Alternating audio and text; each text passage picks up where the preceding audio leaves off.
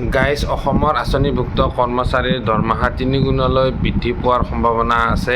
অহা ২৩ জুলাই তাৰিখে এই দৰমহাটো বৃদ্ধি পোৱাৰ সম্ভাৱনা দেখা পোৱা গৈছে।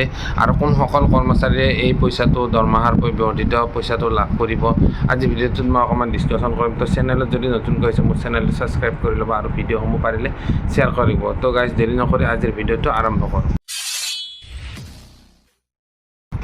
নমস্কাৰ গাইজ, মই মোৰ ইউটিউব চেনেল নিউ ড্ৰিম ব্লগলৈ আপোনালোকক স্বাগতম জনাইছোঁ। আশা কৰোঁ সকলো ভালে কুশলে আছে। আঁচনিভুক্ত কৰ্মচাৰীসকলৰ ন্যূনতম মজুৰি ১৫,০০০ পৰা ২৬,০০০ পৰ্যন্ত বৃদ্ধি হোৱাৰ পূৰ্ণ সম্ভাৱনা আছে। অসমৰ যিসকল অংগনবাদী কৰ্মী, সহায়িকা, আশা কৰ্মী আৰু ৰন্ধন কৰ্মী এই সকলো আঁচনিভুক্ত কৰ্মচাৰীৰ অধীনতে পৰে। গতিকে এইসকল লোকলৈ সুখবৰ আহিব পাৰে অতি শীঘ্ৰে, কিয়নো অংগনবাদী কৰ্মী সহায়িকাসকলেও যি দাবী কৰি আহিছিলে তেওঁলোকৰ ন্যূনতম মজুৰি একেবাৰে কম মজুৰিৰে ৬,৫০০ টকাৰে তেওঁলোকে কাম কৰিবলগীয়া হৈছে। গতিকে তেওঁলোকৰ ৩ গুণলৈ বৃদ্ধি পোৱাৰ প্ৰায় পূৰ্ণ সম্ভাৱনা দেখা পোৱা গৈছে।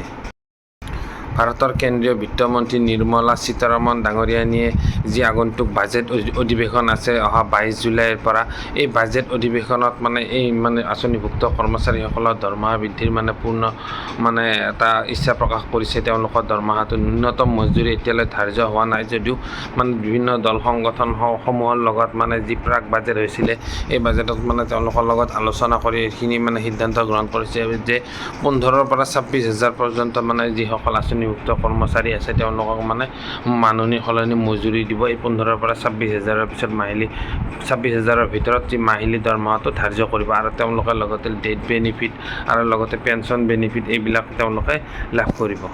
গাইজ এতিয়াও কোনসকল কৰ্মচাৰীয়ে এই বৰ্ধিত দৰমহাটো লাভ কৰিব এতিয়াও একো ফাইনেল হোৱা নাই যদিও অংগনবাদী কৰ্মী সহায়িকাসকলৰ পূৰ্ণ সম্ভাৱনা দেখা পোৱা গৈছে। তেওঁলোকে এতিয়া যদি ৬,৫০০ টকা দৰমহা পাই আছে তেতিয়া ৩ গুণ বৃদ্ধি হৈ তেওঁলোকে ১৮,০০০লৈ দৰমহাটো বৃদ্ধি হোৱাৰ পূৰ্ণ সম্ভাৱনা এটা দেখা পোৱা গৈছে। যিহেতু ভাৰতৰ বিত্তমন্ত্ৰী নিৰ্মলা সীতাৰমণ ডাঙৰীয়ানী ইচ্ছা প্ৰকাশ কৰিছে নিজেই, তেওঁ নিজেই কৈছে যে যিসকল ঠিকাভিত্তিক কৰ্মচাৰী আঁচনিভুক্ত কৰ্মচাৰী আছে তেওঁলোকৰ ন্যূনতম মজুৰি বৃদ্ধি কৰা হ'ব। অহা ২২ জুলাইৰ পৰা যি বাজেট অধিৱেশন হ'ব আপোনালোকে ২৩ জুলাই মানত আপোনালোকে এটি সুখবৰ নিশ্চয় লাভ কৰিব বুলি খবৰ পোৱা গৈছে।